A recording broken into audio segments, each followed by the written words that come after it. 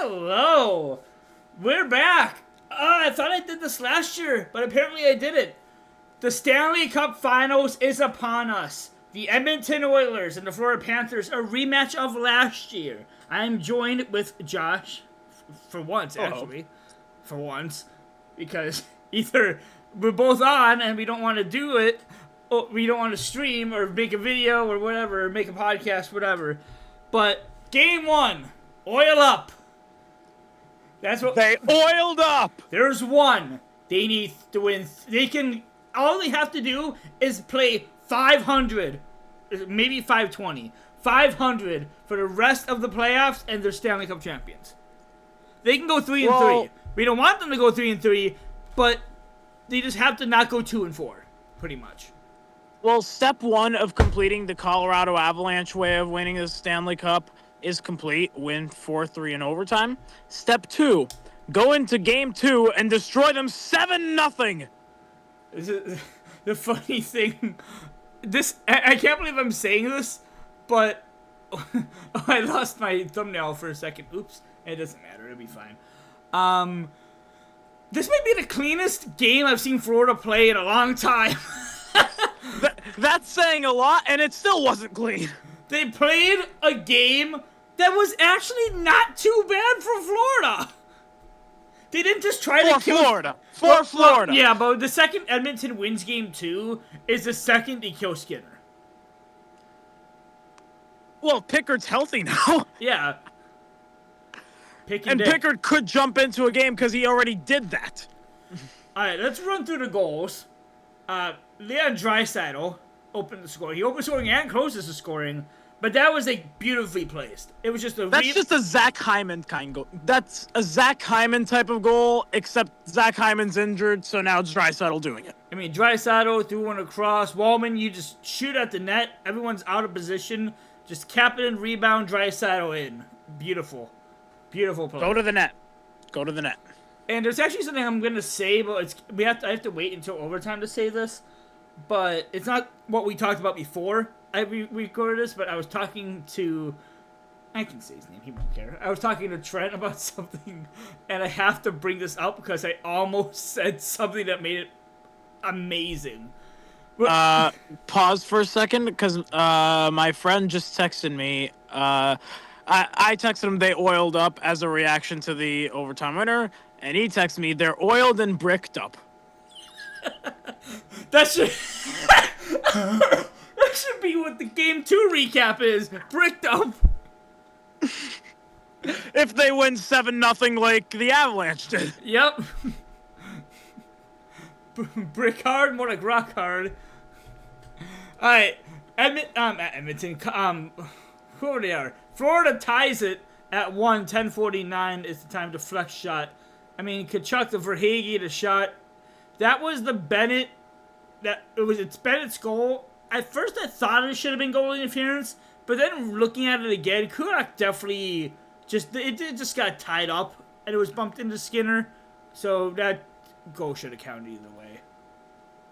Should it have counted? Yes. Yes. Does that excuse Bennett from not being soft, for not even giving a tiny bit of effort into staying up on his feet? No, because he didn't try to stay on his feet. I keep clicking off of my thumbnail. It doesn't matter.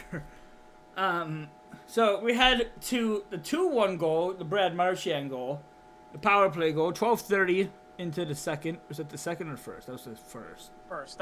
We're still in the first. Yeah. And Nate Schmidt passed to Marchand. You're not stopping that. It doesn't matter who you are. There's no way you're stopping that. It doesn't matter who's shooting it either. It's a pass across, make a little bit of room, snipe it top shelf, 2-1. But as of right now, the 2 Florida goals have been scored by the 2 least likable players on their entire roster, and their entire roster is unlikable. Bennett and Marchand. And then we go to the 3rd goal, and guess who it is? Another Sam Bennett again! A really likable player. Such a likable player who definitely does not try to concuss anyone. And I mean, there was just He's another never done play. Speeding in that fast, it's probably going in. I had a question for him earlier, and I got to ask you this because I still don't know the rule on this. If a team challenges a goal, like when they challenge the first Bennett goal, and they lose it, can they challenge again later? Yes. Okay, so they did change that because I remember you lose your time. Oh, if you used to just lose your timeout, but there wasn't any challenges. But now they changed it. You don't. No, you never lose your timeout. I thought of you. Oh, I'm thinking of football. Never mind. If you challenge a play and you lose a timeout. Yeah, in football, there's no penalty for it. You just lose your timeout. Here, you can challenge as many times as you want. You could just keep getting penalties. And oil up is not the only thing we can say about this. There's another thing we can say. It starts with it. And we usually say it really fast. It was 3-1, it was 3-1, it was 3-1, it was 3-1. Victor The Oilers, like shortly after the 3-1 goal, they begin the process of oiling up and realizing who they are. Oh shit. I'm hoping the stream can hear Victor Arvidsson walks in, clap bomb, beats Sergei Bobrovsky. Yeah, just barely. Just like that, 1-goal game. It's a 1-goal game. Yeah, as Chris Cuthbert would say, it's a 1-goal game. I said that when they scored. And then the only goal in the third period, Matthias Ekholm, who wasn't even supposed to play, comes in and I don't remember that. Oh yeah, it was just a snapper right past the glove of Bobrovsky. Now, you're in America.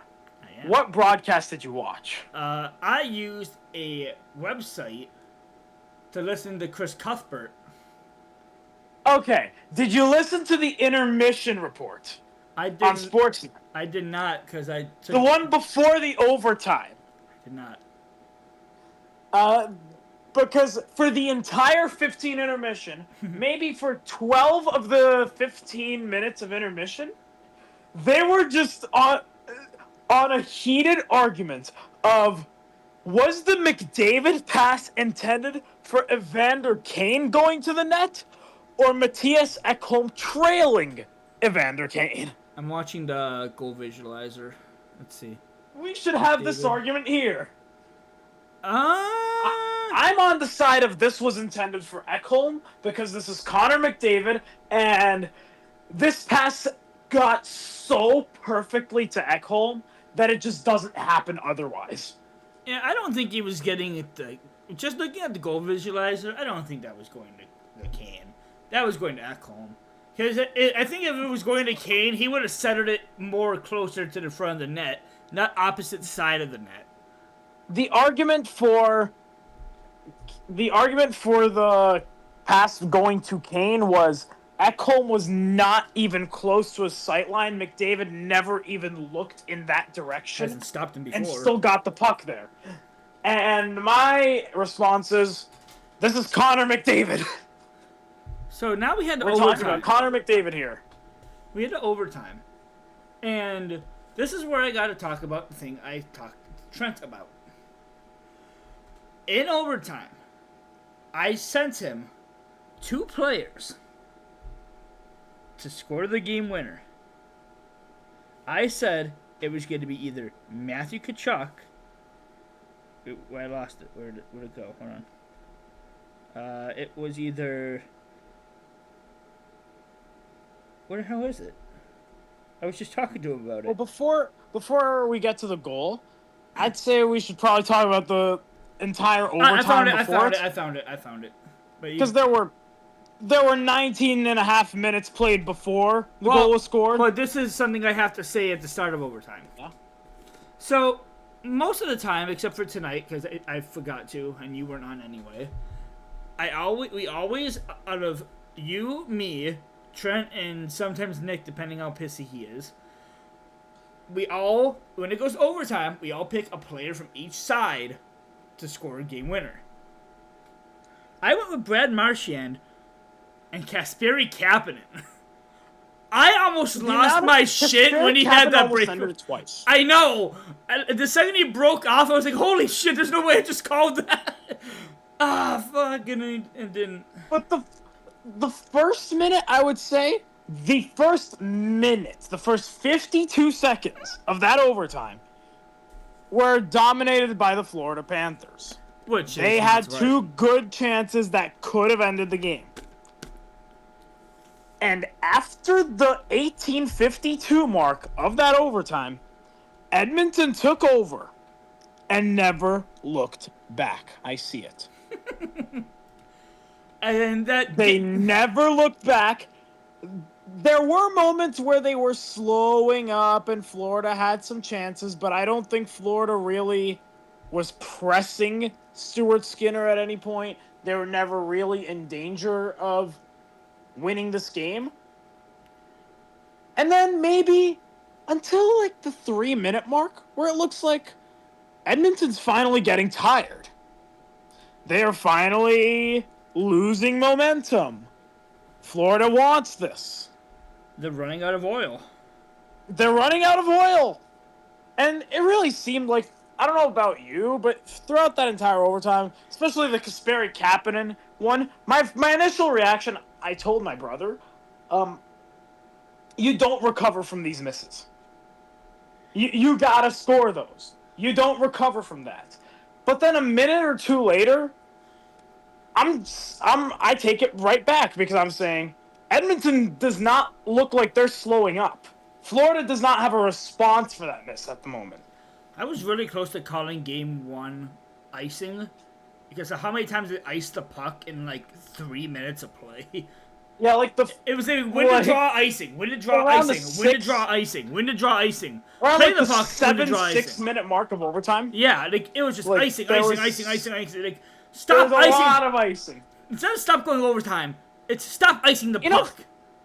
If Florida won it, we probably would have called it icing.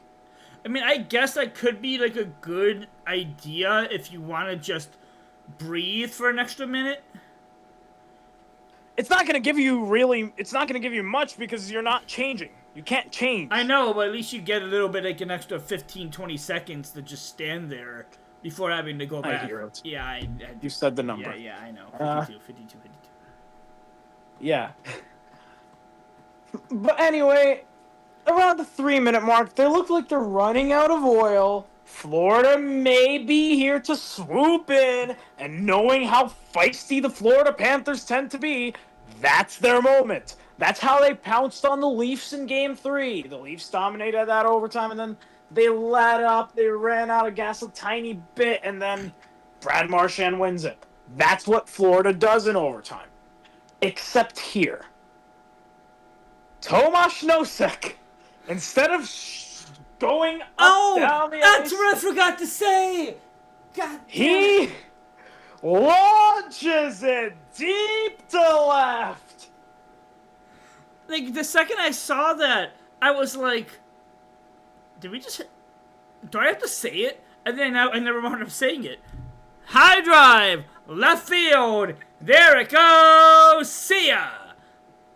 It's also ironic that it happened on a night where Michael Kay's team scored 0 runs. The Yankees. Just have to point that out. They lost 4-0, I'm pretty sure. It was 3-0 or 4-0, I don't know. It was 3-0. Well, that's game 1. But then you put the Oilers on the power play. 4. They don't need to have that much oil. You don't need to have oil if you're the Oilers on the power play. You just need to have one small chance that Connor McDavid can give you because he's Connor McDavid. That guy is so good at hockey that you don't... Especially behind the net when you have Leon Draisaitl right in front, you just can't let that happen. And then Draisaitl left so lonely, so wide open in front. Beats Bobrovsky, can't get across, and that's game 1. They oiled up, play La Bamba. Game 2 is Friday. I will not be on for. Game 3 is Monday. I doubt I'll be on for that either. I will be watching it. I will be doing recaps. Josh stuff definitely will not be on for those because they'll be at 1:30 in the morning. Friday, definitely not.